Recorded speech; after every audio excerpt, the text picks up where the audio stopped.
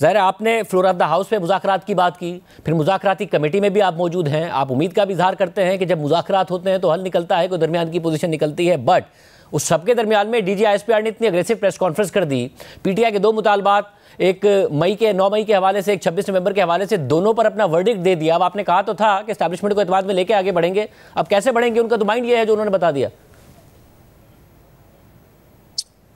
دیکھیں اس میں جو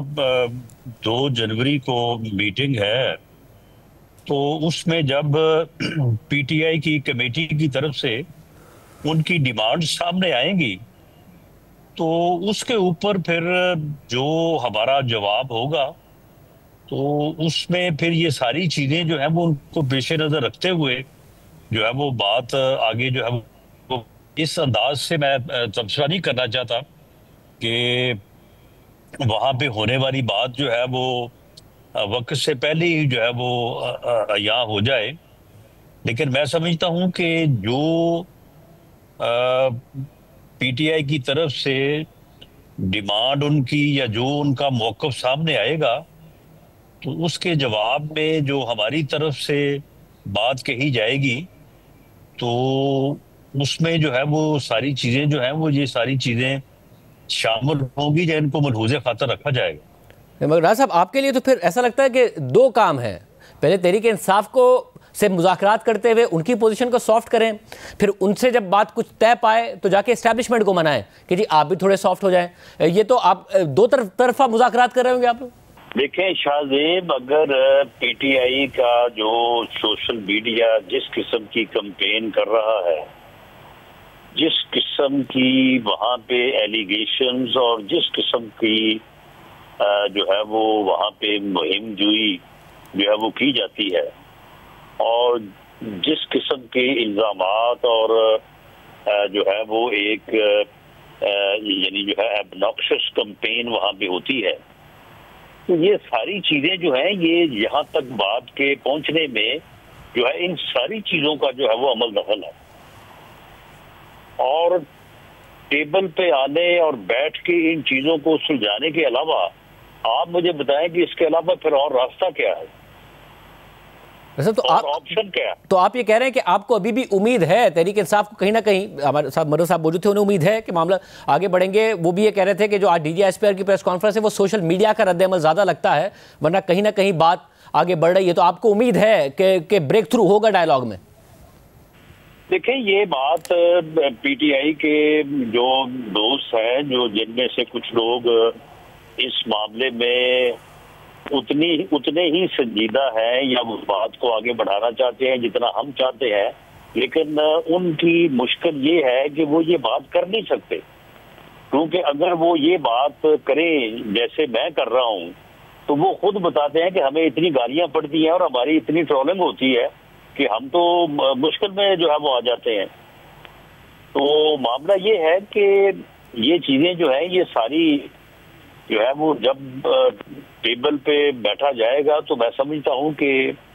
اس کے علاوہ کوئی اور راستہ بھی نہیں ہے، کوئی اور آپشن بھی نہیں ہے،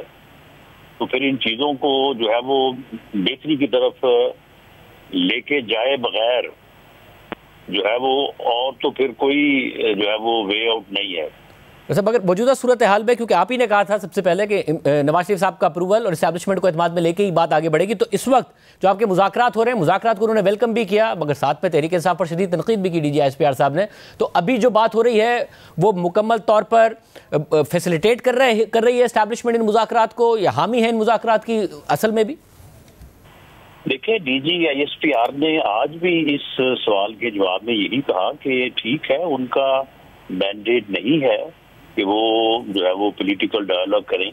لیکن سیاسی جماعتوں اور پولیٹیکل لیڈرشپ کے متعلق تو انہوں نے کہا کہ ہمیں اس پہ کوئی اعتراض نہیں ہے، بلکہ انہوں نے خوشی کا اظہار کیا کہ اگر وہ آپس میں بات کریں اور معاملات کو جو ہے وہ سلجھائیں تو انہیں اس کے اوپر جو ہے وہ خوشی ہوگی۔ اور دوسری بات یہ ہے کہ جب یہ کمیٹی قائم ہوئی ہے، کمیٹیز بیٹھی ہیں، تو یہ ہاؤ اٹ از پاسبل کہ یہ لیڈرشپ کی جو ہے وہ اپروول یا میاں نواز شریف صاحب کی اپروول کے بغیر ہم جو ہے وہ بیٹھیں یا بات کریں، یا دوسری طرف جو ہے وہ بانی پی ٹی آئی یا عمران خان صاحب کی اپروول کے یا ان کے جو ہے وہ اجازت کے بغیر بیٹھے. تو جب دونوں لیڈرشپ جو ہے وہ انہوں نے یہ محسوس کیا ہے کہ بات چیت ہی پولیٹیکل ڈائلاگ ہی وہ راستہ ہے کہ جس سے آگے بڑھا جا سکتا ہے، تو پھر میں سمجھتا ہوں کہ ہمیں ان مشکلات کے باوجود جو ہے سنجیدگی کے ساتھ جو ہے وہ اس معاملے میں قدم آگے بڑھانا چاہیے اور امید کی جانی چاہیے کہ اس سے راستہ جو ہے وہ نکلے گا، کیونکہ اس کے علاوہ تو پھر اور کوئی آپشن نہیں ہے. مطلب اگر 2021 میں جو طالبان کو ری سیٹل کرنے والا معاملہ ہے اس کی آج ساری کی ساری ذمہ داری انہوں نے عمران خان صاحب کی ضد پر ڈال دی، عمران خان صاحب پر ڈال دی. مطلب خان صاحب ظاہر ہے اس بات کے حامی تھے، اس بات کا بہت زیادہ دفاع کرتے تھے، جو اس بات پر تنقید کرتے تھے خان صاحب اس پر تنقید کرتے تھے، مگر جنرل فیض حمید اور جنرل باجوہ کیسے بری ذمہ ہے؟ کون سی ایسی پالیسی ہے افغانستان کو لے کر یا طالبان کو لے کر جو اسٹیبلشمنٹ کے آشیرواد اور مرضی کے بغیر بن سکتی ہے؟ وہ تو بریفنگ دیا کرتے تھے آپ لوگوں کو، اعتماد میں لیتے تھے آپ لوگوں کو. نہیں دیکھیں، پالیسی تو پھر گورنمنٹ کی ہوتی ہے نا. رحان صاحب آپ لوگوں کا کتنا عمل دخل ہے تمام پالیسیز میں دہشت گردی کو لے کر افغانستان کو لے کر؟ لیکن دیکھیں میں پھر وہی بات میں اس ایریا میں نہیں جانا چاہتا کہ جب یہ بریفنگز ہوتی تھی تو کیا یہ بریفنگ جو ہے ان میں وزیر اعظم کی پریزنس جو ہے وہ ضروری نہیں ہوا کرتی تھی؟ تو انہوں نے کبھی یہ گوارا نہ کیا کہ وہ اپنی پریزنس پہ جو ہے وہ یہ بریفنگز کروائیں اور وہاں پہ اپوزیشن کے خیالات کو بھی سنیں. وہاں پہ ان بریفنگ سے لوگ اعتراض بھی کرتے رہے ہیں، لوگ اس کے اوپر اپنی رائے کا اظہار بھی کرتے رہے ہیں، لیکن وزیر اعظم نے جو کہ الٹیمیٹ پالیسی جس نے فائنل کرنی تھی، انہوں نے کبھی بھی ان بریفنگز میں آنا جو ہے وہ مناسب نہیں سمجھا. وہ پلوامہ کے واقعے کے اوپر جو ہے وہ ساری اپوزیشن 1 گھنٹہ تک ان کا انتظار کرتی رہی کمیٹی روم میں بیٹھ کے. تو انہوں نے آرمی چیف اور اس وقت کے جو تھے ڈی جی ISTR ان کے ساتھ انہوں نے آنا مناسب نہیں سمجھا کہ میں اگر جاؤں گا وہاں پہ تو مجھے اپوزیشن سے جو ہے وہ بات کرنی پڑے گی. صاحب ایک اور معاملہ، اب عمران خان صاحب نے 31 جنوری تک مذاکرات فائنل کرنے کا، مکمل کرنے کا ٹائم فریم دیا ہے. آپ کمیٹی کا حصہ ہیں، 2 کو آپ کی ملاقات ہونے جا رہی ہے، 31 تک کر لیں گے آپ لوگ فیصلے جو بھی ہوگا؟ دیکھیں 2 جنوری کو جب وہ اپنے مطالبات یا اپنی ڈیمانڈز کہ وہ کیا چاہتے ہیں وہ جب ہمیں ان بلیک اینڈ وائٹ دیں گے، اس کے اوپر ہم واپسی پرائم منسٹر سے اپنی لیڈرشپ سے بات کر کے جو اس کا جواب دیں گے،